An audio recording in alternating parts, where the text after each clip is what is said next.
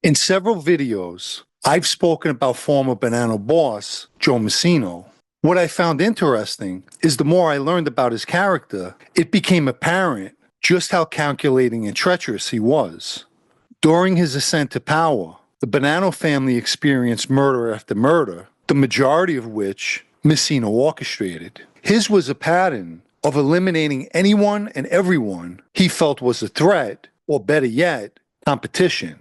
For instance, fellow Bonanno captain Cesare Bonventre, powerful, respected, and a rising star within the Bonanno family, was viewed by Massino as someone with boss capabilities. So in his mind, Bonventre had to go. The one thing that could be said about Massino was he was laser focused on the Bonanno boss position.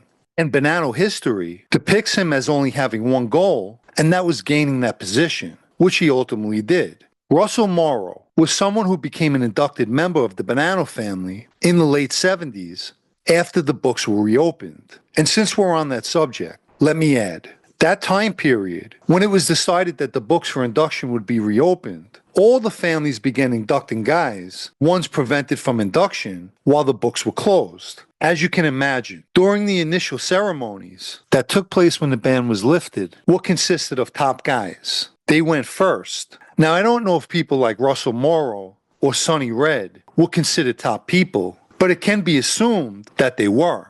We also have to take into account that Morrow was one of the people chosen to take place in an extremely important hit, and more crucially, one ordered by the commission. Of course, I'm referring to the Carmine Galante hit. Hitting a fellow member was common during that era, but not only was Galante a captain, he was one who basically took control of the family and had an entire crew of Bonannos from Sicily at his disposal. To say the hit on July 12, 1979 was high profile is an understatement. This wasn't calling a guy to a meeting, shutting his lights out, and leaving him in a car trunk somewhere, but quite the opposite. This was carried out in broad daylight, in an Italian restaurant, and fully aware that the target would not be alone. In a hit like this, anything can go sideways. However, unfortunately for Galante and his company that day, everything went smoothly for the hit team that was chosen to eliminate him. One of the three masked men who entered Joe and Mary's Italian-American restaurant at 205 Knickerbocker Avenue was Mauro. According to reports, he was also a person in possession of a shotgun. I don't believe it was discussed in advance who would hit what target. Under the circumstances, the shooters would have to act on the spot while moving in quick unison, which is what transpired. And it's believed that Morrow was the person to fire the fatal blast from the shotgun that killed Carmine Galante. Naturally, following the successful Galante hit, Morrow was in good standing with the Bonanno family. He also became closely associated to the Bonanno Sicilians, who were all major narcotic dealers. Fast forward to 1987, it was a time when Joe Massino was sentenced to 10 years for a labor racketeering case and was incarcerated at an Alabama federal prison. In order to receive and send messages to the outside world, Massino used his brother-in-law and fellow Bonanno member, Sal Vitale, who acted as his messenger. Even in prison, according to Vitale, Massino never lost sight of gaining the boss position. As the 1990s rolled around, major events would transpire. The official Bonanno boss, Rusty Rastelli, was diagnosed with liver cancer while in prison. News that only could have fueled Massino's determination to replace Rastelli as boss. Obstacles like Sonny Black, Sonny Red, and Cesare Bonventre, all people who were boss material, by this time was eliminated at the urging of Massino. Russell Morrow, essentially and unknowingly, moved right into Massino's crosshairs. The one common MO for Massino was his ability to make a case against a target before having them killed. So to Morrow's misfortune, Massino, who was fully aware that Morrow was dealing in narcotics, used that information against him. When drug trafficking indictments came down, and Morrow was not among the indicted, Massino used this fact to his advantage. Through Vitale, he was able to put thoughts of doubt into the right minds, which was that Morrow must be cooperating, since he somehow avoided getting indicted.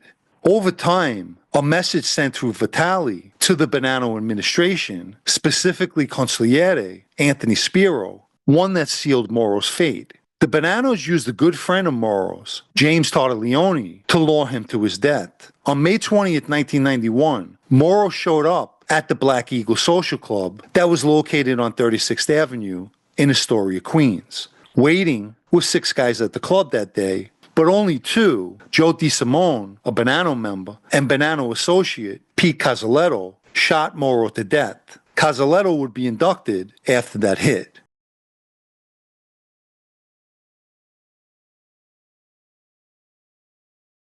If you haven't liked this video yet, please do, as it helps with YouTube's algorithm. And if you'd like to show your appreciation for videos like this, or more importantly, help me to continue making them, you can do that by donating with the Super Thanks icon down below, or through the PayPal Cash App links in the video's description. Morrow wouldn't be discovered until May 29th, a little over a week later. His body was in the trunk of a 1985 Lincoln parked at 3238th Street in Astoria. He'd been shot multiple times. Looking back on his life, he was once in a crew led by Vitali prior to Vitali getting an underboss position. Morrow himself would be given a captain's position in 1985. However, he was taken down by 1987 for unknown reasons.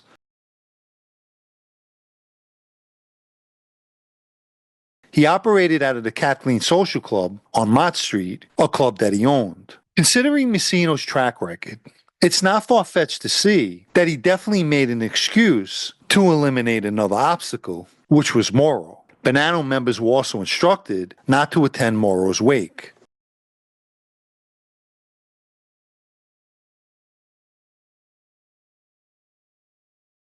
On June 4, 1991, Rusty Rastelli received compassionate release, but died a few weeks later on June 24th in Booth Memorial Hospital in Queens, at which time Joe Massino fulfilled his lifelong goal and became the Bonanno's official boss.